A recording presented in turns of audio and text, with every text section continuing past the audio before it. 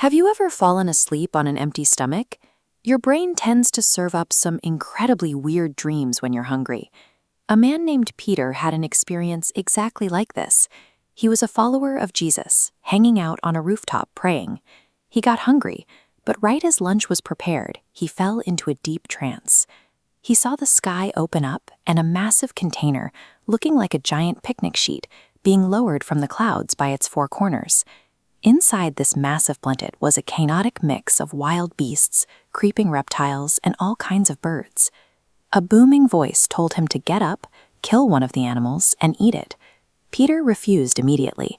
He followed strict religious dietary laws that divided everything into two columns: clean foods he could eat, and unclean foods he was never allowed to touch. The voice from heaven replied with a totally unexpected instruction: do not call anything impure that God has made clean. This sequence happened 3 times before the giant sheet was pulled back up into the sky.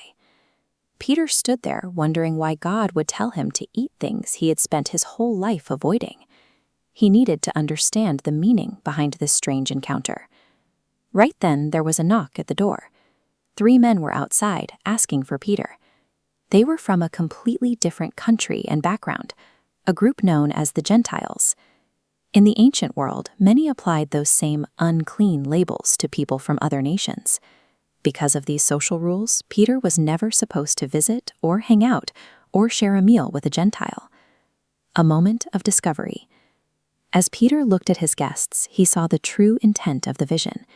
If God had decided these people were clean, then the old rules about staying separate no longer applied. Peter realized that God loves everyone equally. He saw that no one should ever be left out or labeled as unclean again.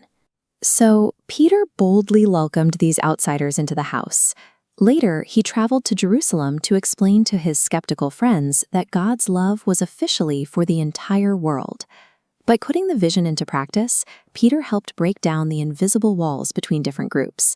He showed that God's family has no VIP section. This message of total inclusion moved north, far from Jerusalem, reaching the bustling city of Antioch.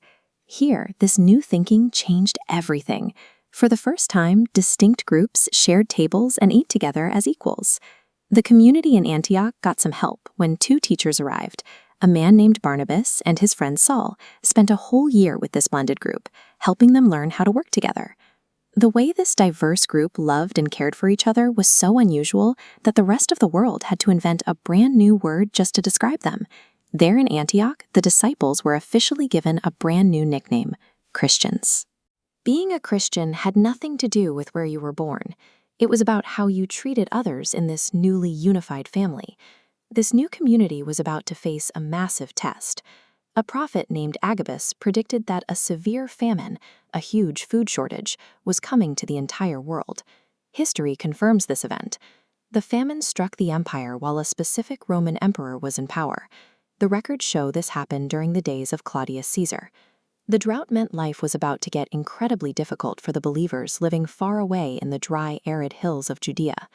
When the food supply started running low, how did the newly named Christians in Antioch react? Would they lock their doors and hoard all their snacks to protect themselves? They did the opposite.